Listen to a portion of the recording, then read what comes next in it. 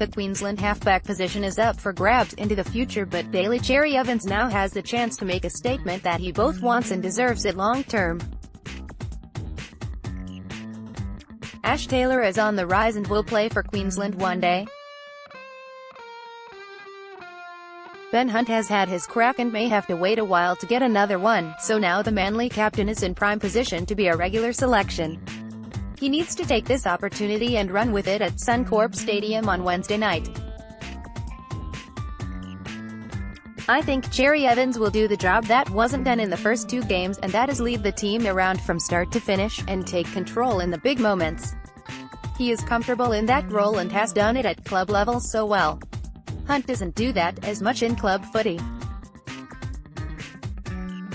Gareth Widdop controls the game just as much for the Dragons as Hunt, but Cherry-Evans is the dominant figure at the Sea Eagles.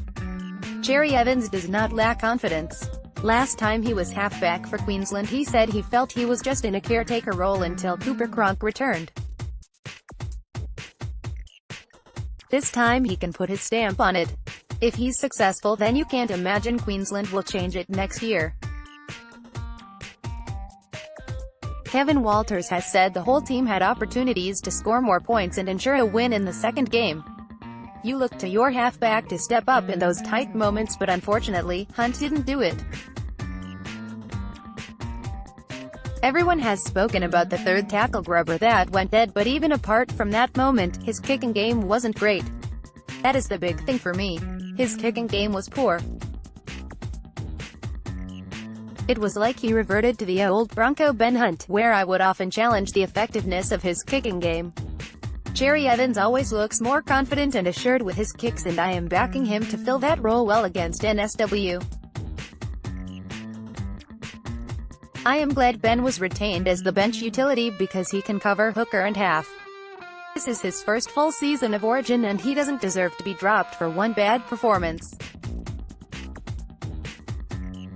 If he had been left out, he could have been exiled, and he doesn't deserve that. The Maroons still have a lot to play for, and they can look back at Game 3 in 2014 for some inspiration. NSW had won the series 2-0, but at Suncorp Stadium it was a 32-8 win to Queensland. Cherry-Evans, Billy Slater and Will Chambers were in that side.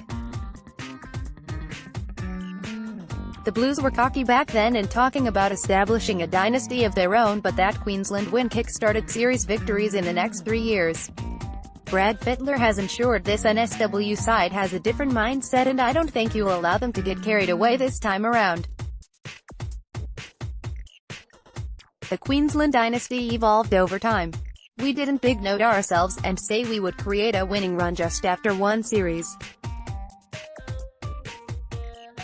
NSW have won one series, but I expect the Holden State of Origin Arena to be an even contest in the next 4 or 5 years.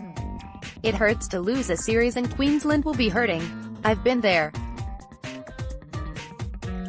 It is just so important for the Maroons to salvage something from this year on Wednesday night.